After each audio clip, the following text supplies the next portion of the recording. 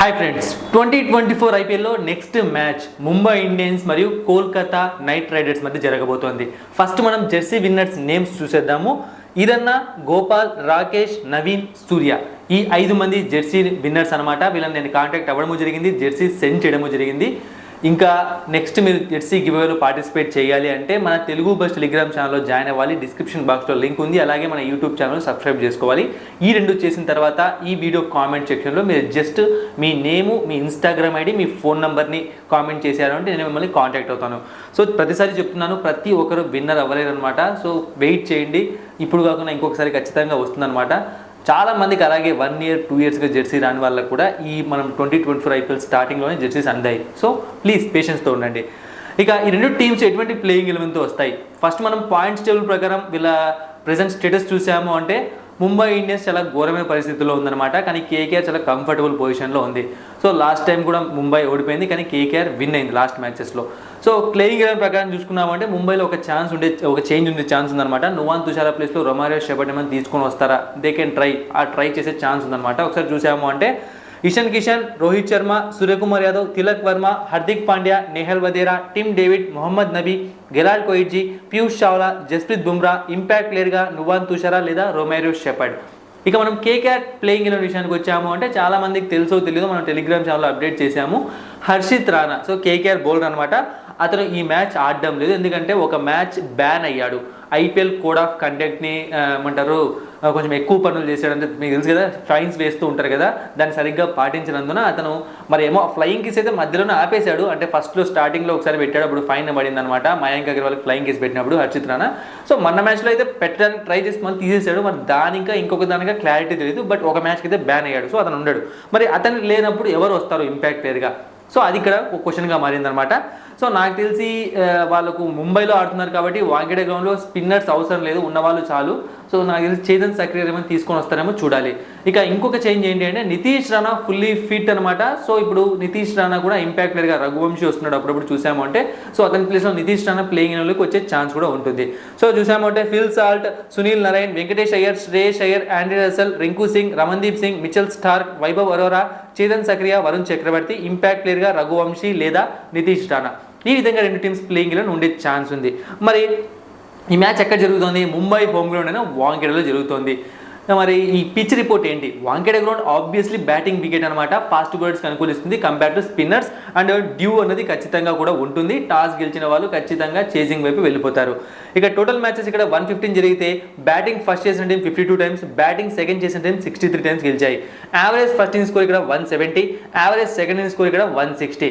ఇక ఈ 2 టీమ్స్ మధ్య హెడ్ టు హెడ్ ఫైట్ చూసాము అంటే ముంబై ఇండియన్స్ కేకేఆర్ పైన ఇంపెక్కబుల్ రికార్డు ఉంది, మామూలు రికార్డు కాదు ఇది. సో టోటల్గా 32 మ్యాచెస్ జరిగితే ముంబై 23 మ్యాచెస్లో గెలిస్తే కేకేఆర్ 9 మ్యాచెస్లో మాత్రమే గెలిచింది. ఇక వాంఖేడే గ్రౌండ్లో అయితే మరీ దారుణం అనమాట. 10 మ్యాచెస్ గెలిస్తే ముంబై 9 మ్యాచెస్లో గెలిచింది, కేకేఆర్ ఒక్క మ్యాచ్లో మాత్రమే గెలిచింది.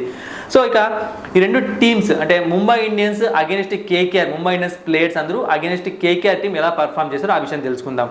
Rohit Sharma 31 innings 1040 runs, average 43.43గా ఉంది.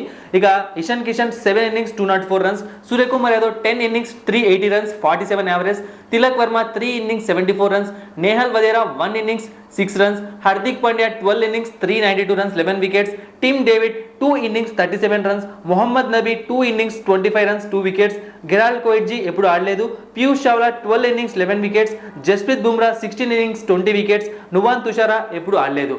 ఇక మన ముంబై ఇండియన్స్ టీం గురించి కొన్ని విషయాలు మాట్లాడాలి. ఈ 2024 ఐపీఎల్లో వీళ్ళ ప్రాబ్లం ఏంటో అసలు ఎవ్వరికీ అర్థం కావట్లేదు అనమాట. అంటే బౌలింగ్ వదిలిపెట్టండి, బౌలింగ్ వీక్గానే ఉంది. బ్యాటింగ్ విషయానికి వద్దాం.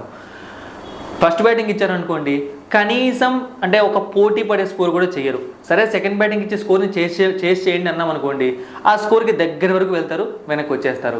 సో వీళ్ళ ప్రాబ్లం ఏంటి అర్థం కావట్లేదు. మరి బ్యాటింగ్ లైనప్ ఏమన్నా లేదా అంటే 2024 ఐపీఎల్లోనే strongest, one of the strongest top 3 top 2లో ఉండే బ్యాటింగ్ లైనప్ వీళ్ళది. టిమ్ డేవిడ్ వరకు, మొహమ్మద్ నబీ వరకు అందరూ బ్యాట్స్మెన్స్, అది కూడా భారీ హిట్టర్లు ఉన్నారు. కానీ కూడా కనీసం పర్ఫార్మెన్స్ రావట్లేదు. ముఖ్యంగా రోహిత్ శర్మ దగ్గర నుంచి స్టార్ట్ రావాలి టీంకి. రోహిత్ శర్మ ఉంటే 1 ఓవర్ 2 ఓవర్స్ అంతకు మించి ఆడట్లేదు. ఇషాన్ కిషన్ కూడా ఏదో జాగ్రత్త పడుతూ అంటే కొన్ని ఇన్నింగ్స్లు ఆడుతున్నాడు, కానీ కొన్ని మ్యాచ్లో ఏదో బ్యాటింగ్ మర్చిపోయినట్టు బ్యాటింగ్ చేస్తున్నాడు. లాస్ట్ మ్యాచ్ మాత్రం దారుణం అనమాట. అంటే ఆ పిచ్ ప్రకారం చూసుకున్నాము అంటే తక్కువ స్కోరే, కానీ ఒక 20 రన్స్ చేసింటే మ్యాచ్ గెలిచే ఛాన్సే. కానీ వికెట్స్ మరి పవర్ ప్లేలోనే 4 వికెట్స్ 5 వికెట్స్ పోతే ఇక ఏ టీం అయినా కోలుకుంటుందా? అక్కడికి యంగ్ ప్లేయర్సే కష్టపడుతున్నారు ప్రతిసారి. తిలక్ వర్మ, నేహల్ వదేరా వీళ్ళు మాత్రమే ఆడుతున్నారు. ఇక లాస్ట్లో టీమ్ డేవిడ్. ఇక పైన ఉన్న top order, top 4, top 5 players ఎవ్వరు ఆడట్లేదు. ఇక బౌలింగ్ విషయానికి వచ్చాము అంటే నువాన్ తుషార్ ఎందుకు బౌలింగ్ చేస్తున్నాడో అర్థం కావట్లేదు అనమాట. అసలు యార్కర్లు ఎగ్జిక్యూట్ చేయడు, కొట్టన్ రన్ బౌలింగ్ చేసినట్టు ఉంటుంది. ఇక గెరాల్డ్ కోయిట్జీ గురించి ఫస్ట్ నుంచి చెప్తున్నాను, వికెట్స్ తీసుకోవడం మాత్రమే కాదు, ఎకానమీ కూడా మెయింటైన్ చేయాలి. ఓవర్కి 10 రన్లు ఇచ్చి 2 వికెట్లు తీసుకుంటే యూజ్ ఏముంది టీంకి? బుమ్రా పైన పూర్తిగా డిపెండ్ అవుతున్నారు. స్పిన్నర్స్కి వికెట్స్ పడట్లేదు. సో టీంలో 100 రకాల ప్రాబ్లమ్స్, 100 రకాల టెన్షన్స్ ఉన్నాయి. మరి ఎందుకు ఏం జరుగుతుందో ఎవరికి అర్థం కావట్లేదు. ఇక కేకేఆర్ టీం చూసామంటే KKR players against Mumbai Indians అనమాట. ఫిలిప్ సాల్ట్ ఇంతవరకు ఎప్పుడు ఆడలేదు. Sunil Narine 21 innings 43 runs 23 wickets. ఇక రఘువంశీ ఎప్పుడు ఆడలేదు.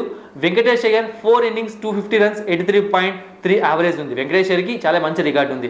Shreyas Iyer 16 innings 375 runs. రమన్దీప్ సింగ్ ఎప్పుడు ఆడలేదు. Rinku Singh 4 innings 50 runs. Andre Russell 16 innings 224 runs 13 wickets. Mitchell Starc 3 innings 3 wickets. Vaibhav Arora 1 inning 1 wicket. Varun Chakravarthy 6 innings 5 wickets.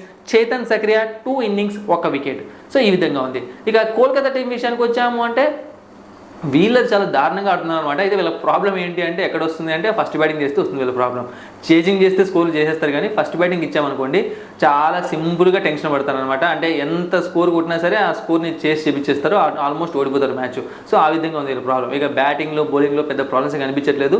బౌలింగ్లో ఉన్న ఒకే ఒక ప్రాబ్లం మిచెల్ స్టార్క్ అనమాట. లాస్ట్ మ్యాచ్ జేక్ ఫ్రాసర్ వికెట్ తీశాడు కాబట్టి మనం ఏం అనలేం, కానీ ప్రతి మ్యాచ్లో కూడా 50 runs minimum half century target పెట్టినట్టు బౌలింగ్ చేస్తున్నాడు. మరి ఆ హాఫ్ సెంచరీ టార్గెట్ ఎప్పుడు పోతుందో తెలియదు, కానీ ఐపీఎల్కి వస్తే ఇలా ఆడుతున్నామో తెలియదు. ఎందుకంటే మిచెల్ స్టార్క్ మామూలుగా బయట ఆడినప్పుడు ఎంత పెద్ద బౌలరు, కానీ ఐపీఎల్లో చిన్న చిన్న ప్లేయర్స్తో కూడా కొట్టించుకుంటున్నాడు. ఇక spin bowling no problem, Sunil Narine, Varun Chakravarthy. So చూద్దాం ఏం జరుగుతుందో. ఇక ఈ రెండు టీమ్స్ మధ్య ప్లేయర్ బ్యాటిల్ చూసాము అంటే ఫస్ట్ మనం ఏం చేద్దామంటే Mumbai Indians batsmens versus KKR bowlers in T20s చూసాము అంటే Rohit Sharma versus Starc 11 runs ఒకసారి అవుట్ అయ్యాడు 150 strike rate. Rohit Sharma versus Chetan Sakariya 3 runs ఒకసారి అవుట్ అయ్యాడు 42 strike rate. Rohit Sharma versus Sunil Narine 187 runs 9 times out అయ్యాడు 115 strike rate. Ishan Kishan versus Vaibhav Arora ఒక రన్ ఒకసారి అవుట్ అయ్యాడు 33 strike rate. Ishan Kishan versus Narine 38 runs ఒకసారి అవుట్ అయ్యాడు 146 strike rate. Ishan Kishan versus Varun Chakravarthy 19 runs ఒకసారి అవుట్ అయ్యాడు 135 strike rate. Suryakumar Yadav versus Andre Russell 39 runs 2 times out అయ్యాడు 205 strike rate. Suryakumar Yadav versus Varun Chakravarthy 26 runs ఒకసారి అవుట్ అయ్యాడు 104 strike rate. Tilak Varma versus Russell 16 runs ఒకసారి అవుట్ అయ్యాడు 145 strike rate. Hardik Pandya versus Russell 34 runs ఒకసారి అవుట్ అయ్యాడు 161 strike rate. Tim David versus Russell 58 runs ఒకసారి out అయ్యాడు 252 strike rate. Tim David versus Varun Chakravarthy 14 runs ఒకసారి out అయ్యాడు 175 స్ట్రైక్ రేట్ ఉంది.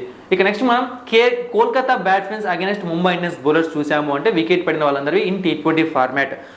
సునీల్ నరైన్ వర్సెస్ బుమ్రా 2 రన్స్ ఒకసారి అవుట్ అయ్యాడు 40 strike rate. Phil Salt versus Nuwan Thushara 8 runs ఒకసారి అవుట్ అయ్యాడు 66 strike rate. Shreyas Iyer versus Bumrah 59 runs ఒకసారి అవుట్ అయ్యాడు 147 strike rate. Shreyas Iyer versus Piyush Chawla 42 runs ఒకసారి అవుట్ అయ్యాడు 140 strike rate. Shreyas Iyer versus Hardik Pandya 8 runs ఒకసారి అవుట్ అయ్యాడు 72 strike rate. Nitish Rana versus Bumrah 16 runs ఒకసారి అవుట్ అయ్యాడు 72 strike rate. Nitish Rana versus Hardik Pandya 30 runs 2 times out అయ్యాడు 142 strike rate. Nitish Rana versus Nabi 15 runs ఒకసారి అవుట్ అయ్యాడు 88 స్ట్రైక్ రేట్. ఇక Russell versus Bumrah 56 runs 4 times out అయ్యాడు 127 strike rate. Russell versus Hardik 27 runs ఒకసారి అవుట్ అయ్యాడు 158 strike rate. Rinku Singh versus Bumrah 10 runs 2 times out అయ్యాడు 76 strike rate. Venkatesh Iyer versus Bumrah 16 runs ఒకసారి out అయ్యాడు 100 స్ట్రైక్ రేట్. ఇదనమాట పూర్తిగా ఈ మ్యాచ్కి సంబంధించిన ప్రతి ఒక్క స్టాట్ మీ ముందుకు పెట్టేశాను. ఇక మరి ఈ మ్యాచ్ ఎవరికి గెలిచే అవకాశం ఉంది చూడండి ఫ్రెండ్స్. ఈ ప్రిడిక్షన్ ఫైనల్ కాదనమాట. ఫైనల్ ప్రిడిక్షన్ నేను టెలిగ్రామ్ ఛానల్లో ప్రొవైడ్ చేస్తాను. ఇక్కడ నేను ఏ టీంకి ఎక్కువ అంటే ఏ టీం స్ట్రాంగ్ ఉంది అండ్ ఏ టీం గెలిచే అవకాశం ఉంది టాస్ ముందే చెప్తున్నాను. టాస్ పడ్డాక నేను ఫైనల్ ప్రిడిక్షన్ టెలిగ్రామ్ ఛానల్లో ప్రొవైడ్ చేస్తాను. డిస్క్రిప్షన్ బాక్స్లో లింక్ ఉంది, వెంటనే వెళ్ళి జాయిన్ అవ్వండి. ఇక ఈ మ్యాచ్లో నన్ను అడిగితే మాత్రం ఈ రెండు టీమ్స్కి ఒక ప్రాబ్లం ఉంది. అదేంటి అంటే ఫస్ట్ బ్యాటింగ్ చేయడం. కోల్కతా ఫస్ట్ బ్యాటింగ్ చేసింది అనుకోండి, స్కోర్ ఎంత కొట్టినా సరే అపోజిషన్ టీం ఎవరైనా సరే మ్యాక్సిమం కొట్టించేస్తారనమాట. ఆ స్కోర్ని వాళ్ళు కాపాడుకోలేరు. ఇక ముంబై ఇండియన్స్కి ఫస్ట్ బ్యాటింగ్ ఇచ్చామనుకోండి, వాళ్ళు పవర్ ప్లేలో 2-3 వికెట్లు 4 వికెట్లు చాలా ఈజీగా పోగొట్టుకుంటారు. సో ఈ మ్యాచ్లో నాకు తెలిసినంత వరకు ఏ టీం చేజింగ్ చేస్తే ఆ టీం గెలిచే అవకాశం ఎక్కువగా ఉంటుంది. మీరు అనుకోవచ్చు కోల్కతా అంత స్ట్రాంగ్గా ఉంది కదా, కోల్కతాను ఎందుకు వన్ సైడ్ ఇవ్వట్లేదని చెప్తున్నా కదా. ముంబై ఇండియన్స్ కూడా చేజింగ్లో స్ట్రాంగ్గానే ఉంది. బట్ ఒక 2-3 మ్యాచ్లు వాళ్ళు చిన్న చిన్న మిస్టేక్స్ వల్ల పోయారనమాట. ఈ రోజు మ్యాచ్లో ఒకవేళ ముంబై ఇండియన్స్ చేజింగ్ పైన గెలుస్తుంది, కేకేఆర్ చేజింగ్ పైన గెలుస్తుంది. సో చూద్దాం మరి ఏం జరుగుతుందో. బట్ ఇది ఫైనల్ ప్రెడిక్షన్ కాదు. ఫైనల్ ప్రెడిక్షన్ నేను ఇంకొకసారి టాస్ పడ్డాక కూడా మళ్ళీ మార్చాలనుకుంటే మారుస్తాను. టెలిగ్రామ్ ఛానల్లో జాయిన్ అవ్వండి. Thank you for watching and supporting మీ. మరిన్ని ఇంట్రెస్టింగ్ వీడియోస్ కోసం సబ్స్క్రైబ్ చేయడం మర్చిపోకండి.